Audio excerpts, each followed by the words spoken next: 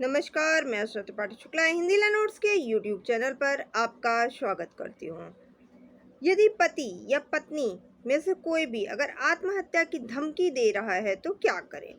उसका आज हम आपको उपाय बताते हैं। अक्सर क्या होता है, पारिवारिक कलह या फिर किसी भी वजह से अक्सर परिवार में अगर यदि लड़ाई झगड़े होते रहते हैं तो आजकल ये देखने को मिलता है कि सामने वाला व्यक्ति, चाहे वह पति हो सकता है या पत्नी हो सकता है, कहीं ना कहीं वो आत्महत्या की धमकी देता है, जिससे क्या होता है कि जो दूसरा पक्ष होता है वह डर जाता है और उसे समझ में नहीं आता है कि वो क्या करे। और ये डरने की वजह ऐसी हो जाती है कि सामने वाला लगातार धमकी पर धमकी देते हुए वह दूसरे व्यक्ति से मनमाने ढंग से कार्य कराता है, या तो उसको प्रेशर में लेता है और धमकी देता रहता है। तो यदि आप भी हैं धमकियों से परेशान तो यह वीडियो आपके लिए ही है। जी हाँ, कभी कभी तो क्या होता है कि व्यक्ति आत्महत्या की धमकी देते देते ये वास्तविकता में कर लेता है या ये वास्तविकता में हो जाती है। अब सामने वाला व्यक्ति एकदम से परेशान हो जाता है कि हम क्या करें। कई बार तो ये कार्य किसी को फंसाने के लिए या फिर आत्महत्या की धमकी दी जा रही होती है कि हम आपको फंसा देंगे, या खुद का नुकसान करके भी दूसरे को फंसाने के चक्कर में ये धमकियां दी जाती हैं, या फिर ऐसा प्रयास भी किया जाता है कई बार।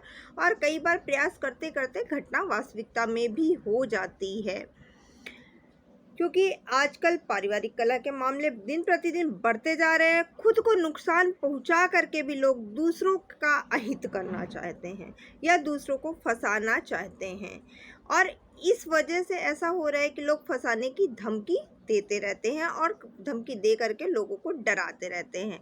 अगर आपको भी लगातार ऐसी धमकी मिल रही है तो आप क्या करें? सबसे पहले तो धारा 309 ये आत्महत्या अपराध है, यह बताती है।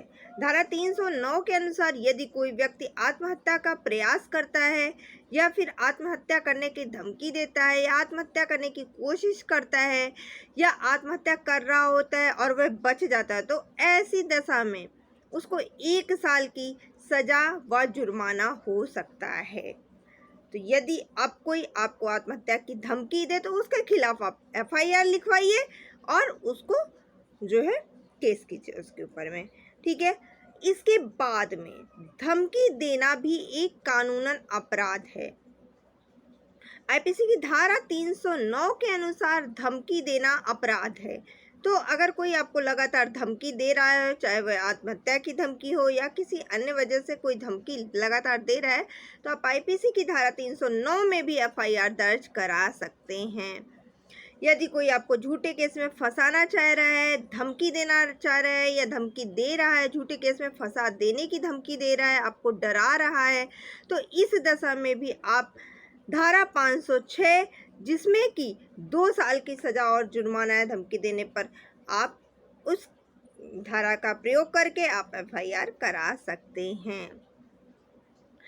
FIR के लिए धारा 503 जो है वह भी धमकी देना अपराध है। IPC की धारा 503 के अनुसार 2 साल की सज़ा मिल सकती है अगर कोई व्यक्ति आपको धमकी दे रहा है और अगर आप चाहते हैं कि उसके खिलाफ कार्रवाई हो तो। इसके अलावा IPC की धारा 306 यानी कि खुदकुशी के लिए अगर कोई उकसा रहा है, कभी कभी क्या होता है कि सामने वाला व्यक्ति खुद से ये कार्य नहीं कर रहा होता है, किसी के उकसाने पर वह आपको डराने के लिए धमकी दे रहा होता है, तो ऐसी दशा में अगर कोई उस व्यक्ति को उकसा रहा है तो उसके लिए धारा 306 जो है IPC की, वह 10 साल की सज़ा का प्रावधान व जुर्माना का प्रावधान करती है।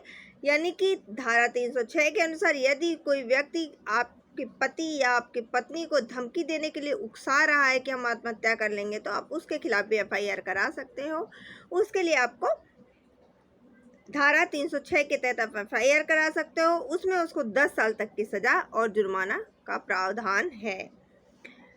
अब क्योंकि धमकी सामने वाला दे रहा है, धमकी देते देते देते देते सामने वाला प्रताड़ित हो जाता है। आपको लगातार अगर धमकी मिल रही है तो कहीं ना कहीं आप प्रताड़ित हो जाओगे उस धमकी से, आपको समझ में नहीं आएगा, आपका दिमाग काम नहीं करेगा कि आप क्या करो।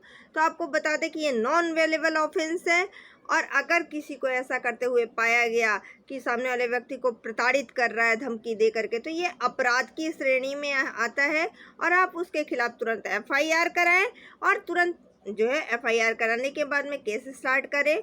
पुलिस अपने एक्शन में आ जाएगी, वह जांच पड़ताल करेगी और अगर ये सही होगा तो उसे उचित दंडित कार्रवाई करेगी, उसे दंड दिया जाएगा, जिससे कि वह आगे आपको धमकी नहीं दे पाएगा।